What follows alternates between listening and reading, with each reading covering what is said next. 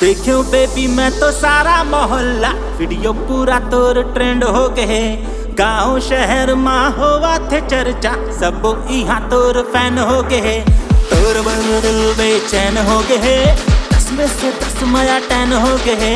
जब ले मैं देखूं तो ला सरकार नोटबंदी कस्तूरी बैन हो गए। तोर दिल बेचैन हो गए 10 में से 10 माया 10 हो गए। जब ले मैं देखूं तो ला सरकार नोटबंदी कस्तूरी बैन हो गए। तोर इंस्टाग्राम के टूरा फैन हो गए। तोर इंस्टाग्राम के टूरा फैन हो गए।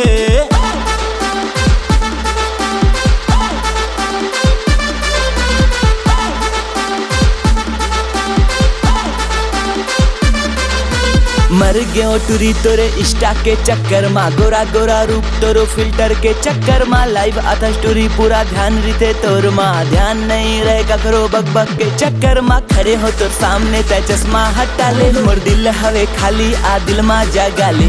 फैन हवा गोरी तोरे नावा नावा, रिक्वेस्ट करा तो एक ठन डुएट बना ले, पाँव पर तो एक ठन वीडियो बना ले। मोला कुछ तो भावे नहीं, कुछ समझ मोला आवे नहीं।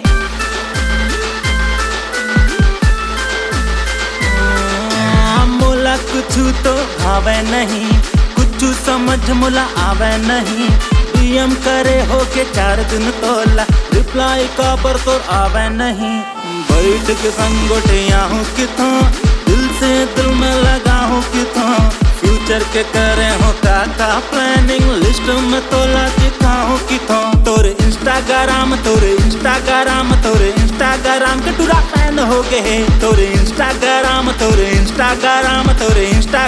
के टूरा फैन हो गए। वीडियो बना था स्लो मोशन मा, ध्यान नहीं देवस मोरे दिल के इमोशन मा। ब्यूटी के तोरे दीवाना बन गए हम, काका मिला थस अपन बॉडी लोशन मा। क्रीम और पाउडर के खर्चा उठा हूँ, वो जिहा की बेतिहा तोला घुमा हूँ। वो शादी करे बर अब हो जा तैयार, हर महीना इंस्टा के मीटअप करा हूँ। तोरे इंस्टाग्राम के